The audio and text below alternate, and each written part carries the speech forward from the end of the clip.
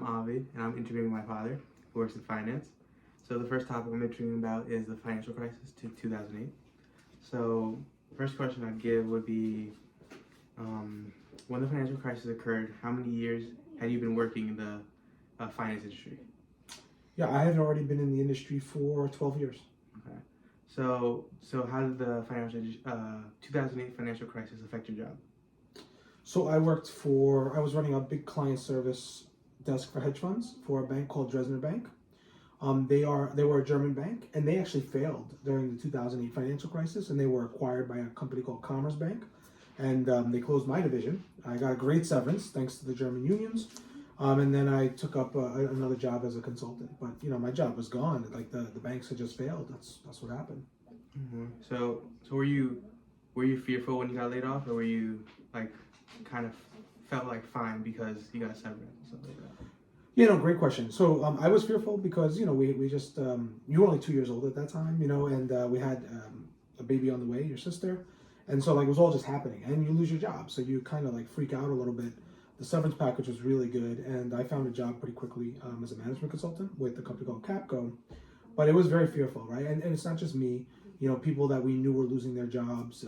Nobody knew what tomorrow was going to be. Every day was more bad news, and it was hard to see through it. So did you witness coworkers like getting laid off as well? I did, And family members as well? Not family members, but definitely coworkers, people I had worked with directly, and also people that I had known coming up through college, through high school. People were losing their jobs, or maybe if they didn't lose their jobs, they had their compensation cut, their hours cut. It was really a tough time. So how did it affect people around you? Like, I know you said no family members. How about like, were there like distant family or something that also work in finance that it affect? And how did it compare to like what the news outlets were saying about the situation? Yeah, so definitely family was definitely impacted, but not necessarily in the job space, but they had money in a bank like Washington Mutual. It failed, right? And then JP Morgan bought them. We had friends and family that were like Bear Stearns, and they were impacted. Also, people had investments in the stock market. They had investments in their retirement plans. All of that was kind of just blowing up at the time, right? And so it made a lot of people fearful of what was going to happen. All of a sudden, you cancel your night out. You start to save in a little bit different way. You hunker down a little bit more because you just don't know what the next news cycle will be.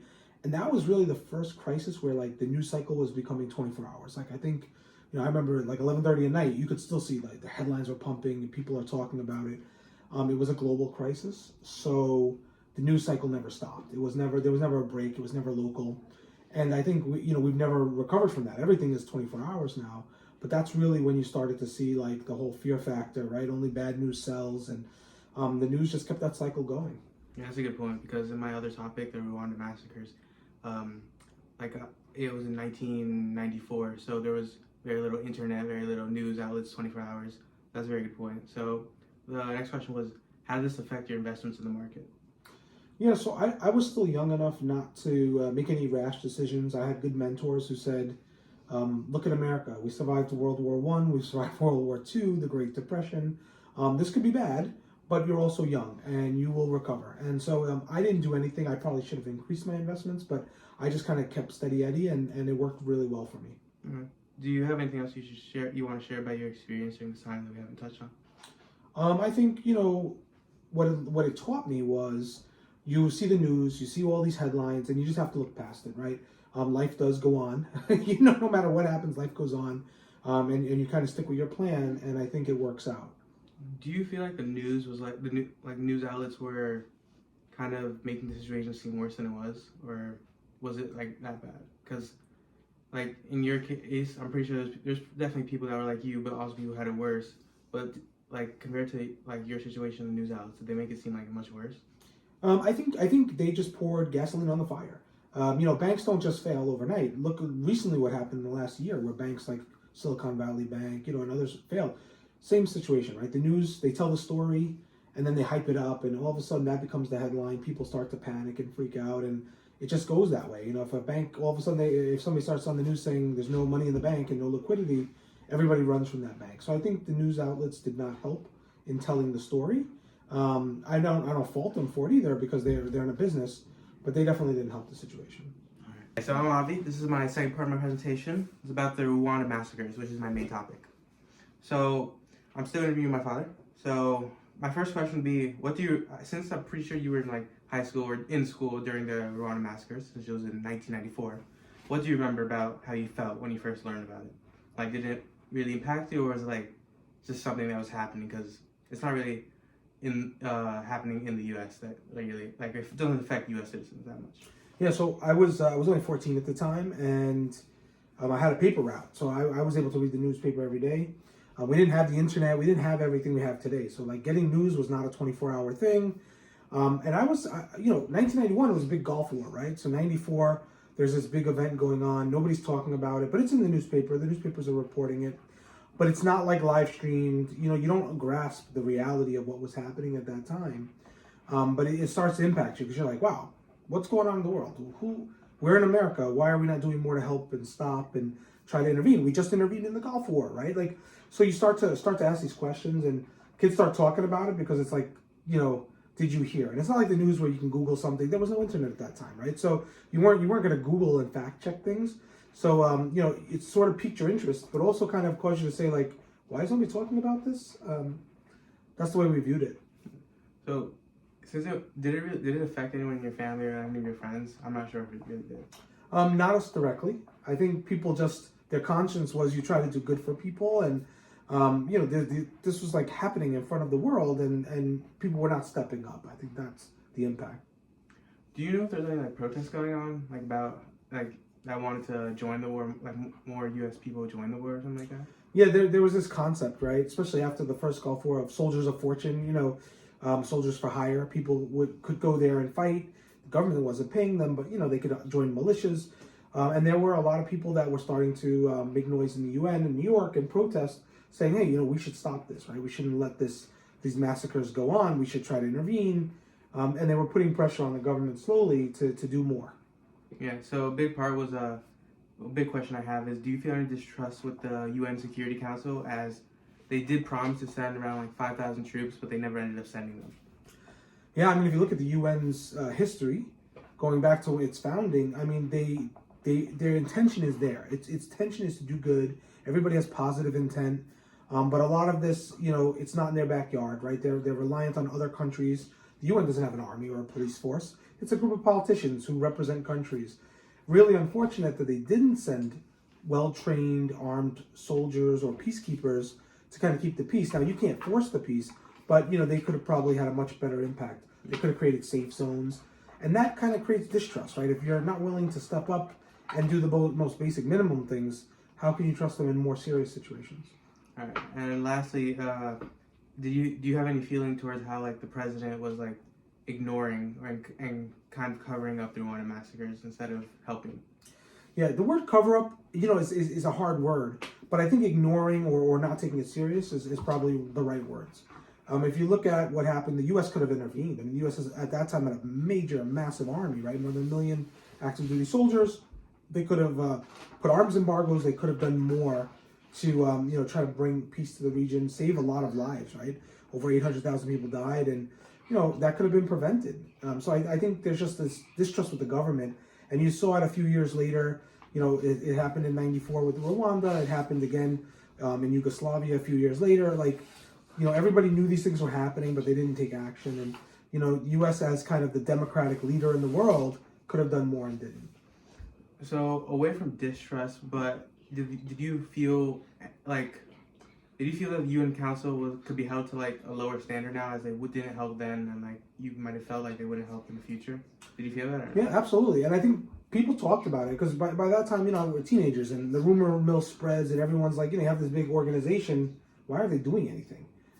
So I think it kind of sets the bar low, right? They don't intervene there. They don't intervene again in Yugoslavia, an even worse outcome. And then it just keeps spiraling from there. And if you look at what's happening in the world today, the places where they are involved have not worked out real well, and they just kind of let a lot of stuff go. And it's disappointing, but it's just something that has to be thought about. All right, I'm interviewing Mr. Vita for a Law and Government Summit. My topic is the Rwanda massacres. So my first question would be, was there a lot of like media coverage? There was some media coverage, yeah. I wouldn't say there was a lot, Yeah. but I remember knowing that it was happening. Were you in school or like? No, I was teaching already. It was Okay. well, or either that or I was in my senior year. Was it? What time of the year was it? I started teaching in 1994, so So you're. I was right on the cusp of either getting out of college or just starting my first teaching job. But I don't remember what time of the year it was, so I don't know. Was And it April? Was it April? April, might have been earlier than that. Okay, so I was finishing up my senior year in college. So yeah, it was between April and July. So. Okay. Did it affect like anyone in your family or something like that? Or not The really? Rwandan genocide? Yeah, like did you No, have it any had strong no. feelings towards it? It had no effect on anyone in my family.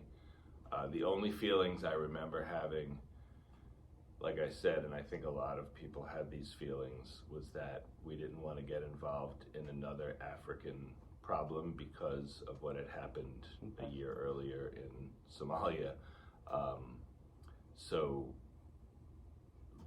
you know, like I said, in retrospect, I think I don't agree with that position, but at the time, I remember that was the prevailing wisdom of the people that I was talking to about it, and, you know, that we didn't really understand what was happening, and so the United States should just kind of stay out of it and remain safe and keep our soldiers safe. I'm not proud of that position, but that's probably the way I felt. Do you know if there was like protests that were like either for or against joining, or it was just like? I don't remember coverage of actual protests. Probably there were. Mm-hmm. I do remember President Clinton talking about it, and or somebody asking President Clinton to talk about it, and that there was a controversy surrounding what we might or might not do. So that usually accompanies protests and people feeling strongly one way or the other, but I don't remember protests. Okay.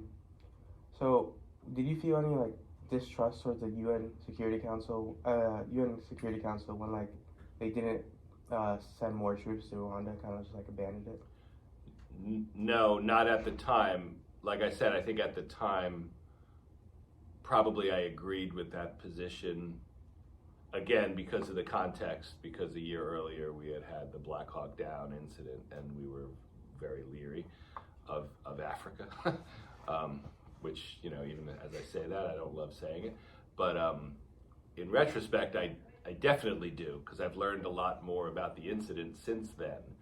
But at the time, no, I probably agreed that we should not be involved in any way. Mm-hmm. So did you think like how the president like was just ignoring it was like fine for the time being? Like yeah, I think so.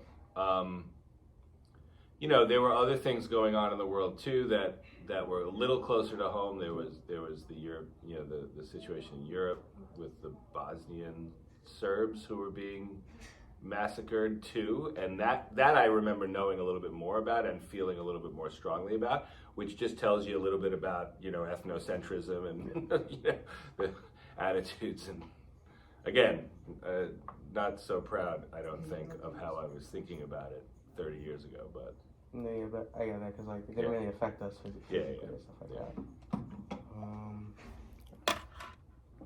All right, this is the second part of my interview. We're going to be talking about the financial crisis in 2008.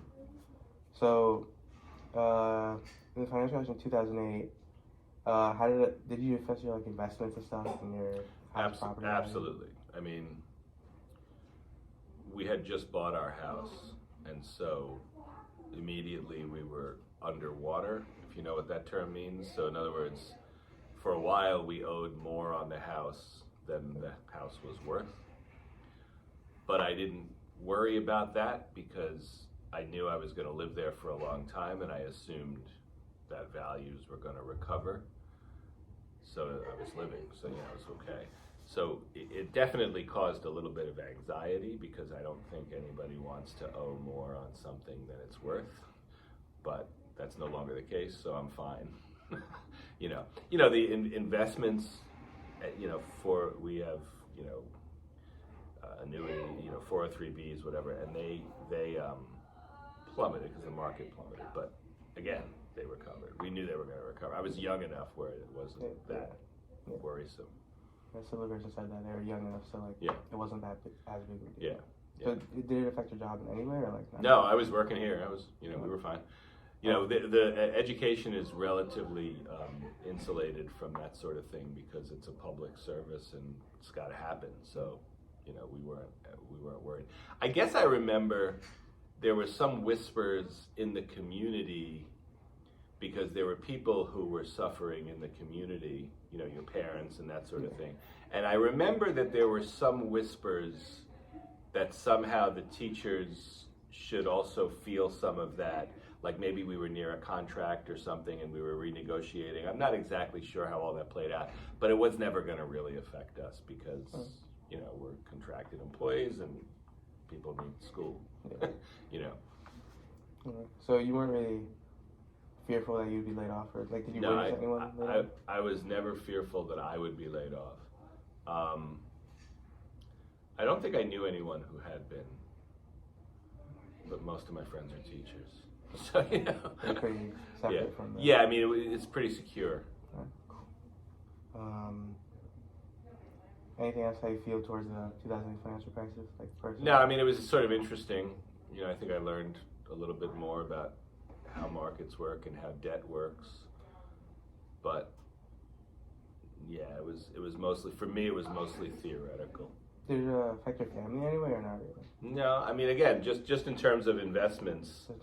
But again, those investments recovered, So, the biggest anxiety for me was we had just bought our house in 2007, and so watching the value of my house plummet was problematic. But again, I had some perspective because we knew the kids were little and we were going to be there for a while.